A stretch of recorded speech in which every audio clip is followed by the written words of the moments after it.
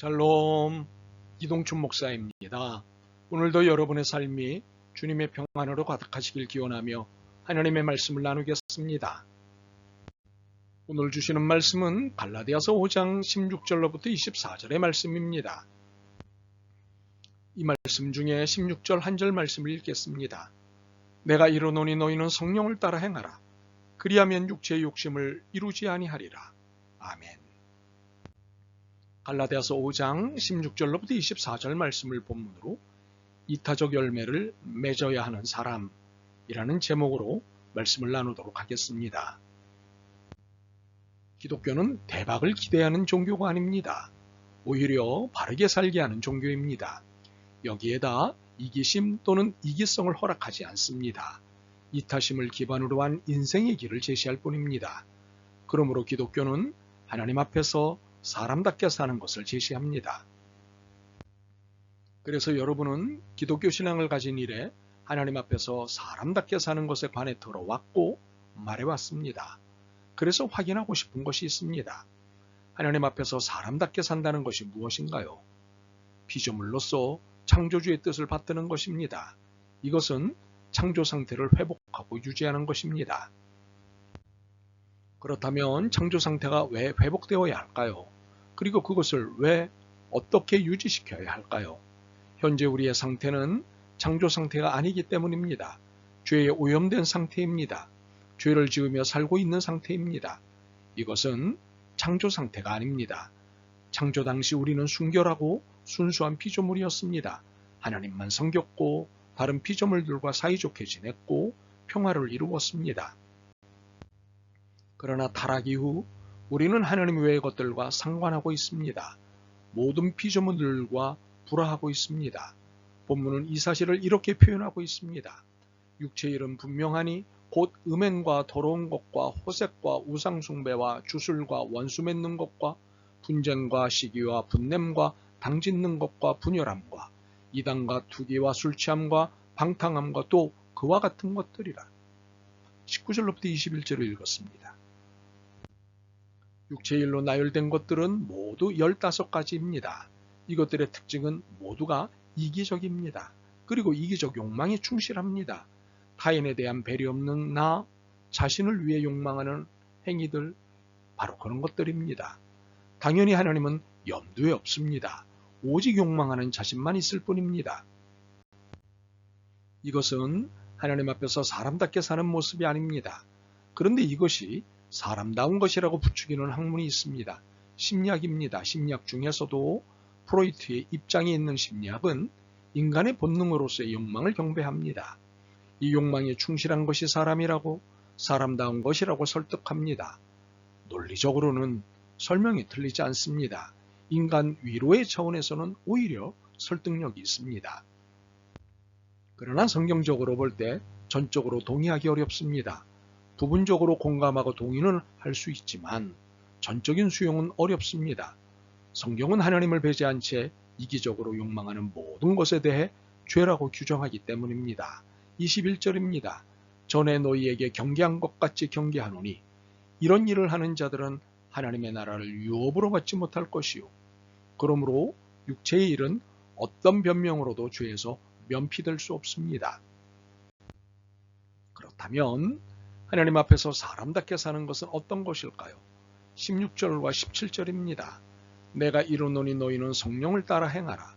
그리하면 육체의 욕심을 이루지 아니하리라. 육체의 소욕은 성령을 거스르고 성령은 육체를 거스르나니 이 둘이 서로 대적함으로 너희가 원하는 것을 하지 못하게 하려 함이니라. 그것은 성령을 따라 사는 삶입니다. 그렇다면 성령을 따라 사는 삶은 어떤 것인가요? 16절과 17절에 따르면 우선은 육체의 욕심을 따라 살지 않는 것입니다. 그리고 육체의 유혹에 대적하는 것입니다. 살펴보겠습니다. 육체의 욕심을 따라 살지 않는다는 것은 19절로부터 21절을 통해 이미 이해한 바입니다.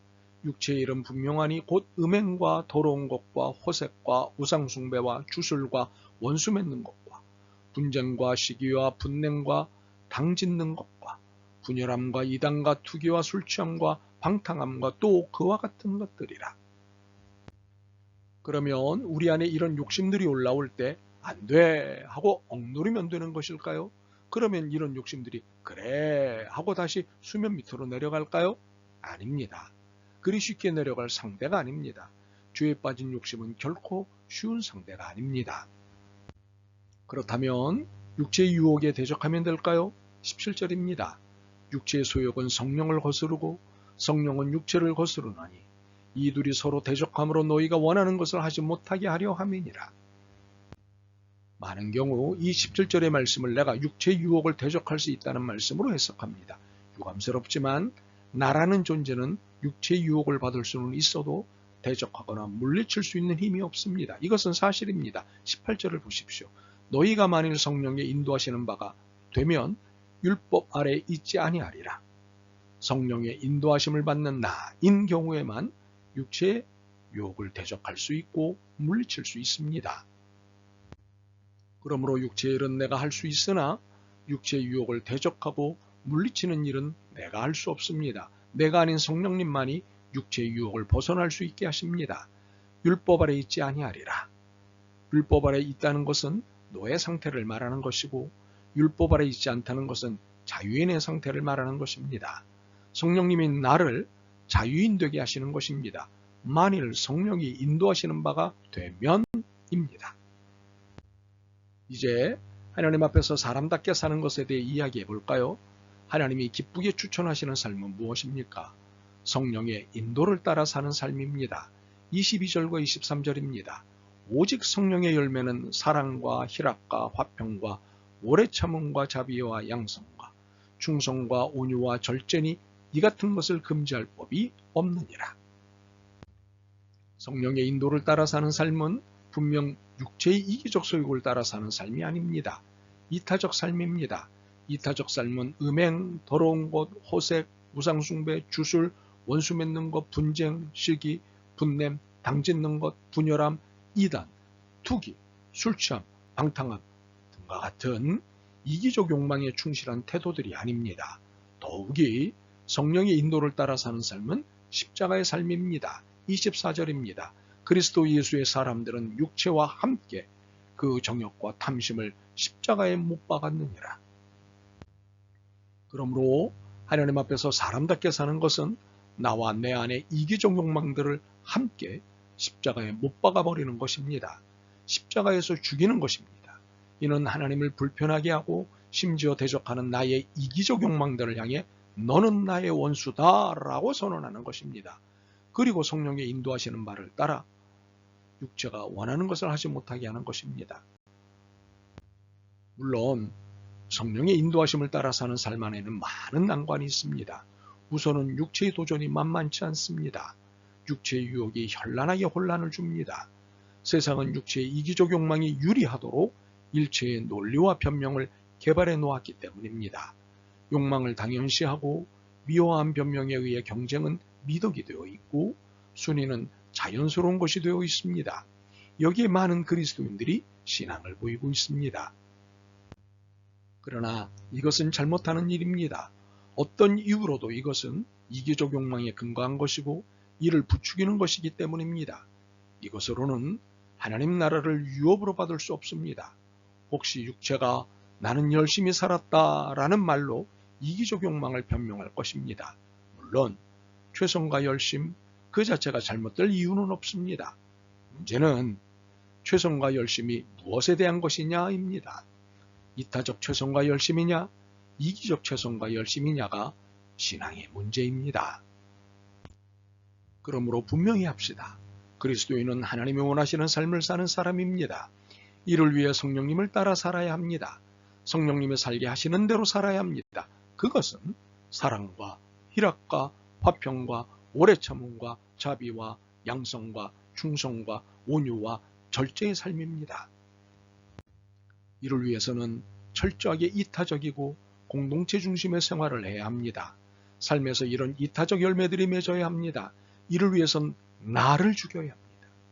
24절입니다. 그리스도 예수의 사람들은 육체와 함께 그 정욕과 탐심을 십자가에 못 박았느니라. 더 이상 나는 없고 그리스도와 성령만 나타나야 합니다. 참으로 그렇게 되어야 합니다. 아멘. 주님, 성령님을 따라 산다고 했지만 사실은 자신의 욕망을 위해 했다는 것을 깨달았습니다. 긍휼히 여겨 주시옵소서. 성령님의 인도를 받아 진정 너와 우리를 위한 삶을 살고자 합니다. 도와주옵소서. 예수 그리스도의 이름으로 기도드립니다. 아멘. 오늘도 여러분의 믿음과 삶을 응원합니다. 사랑합니다.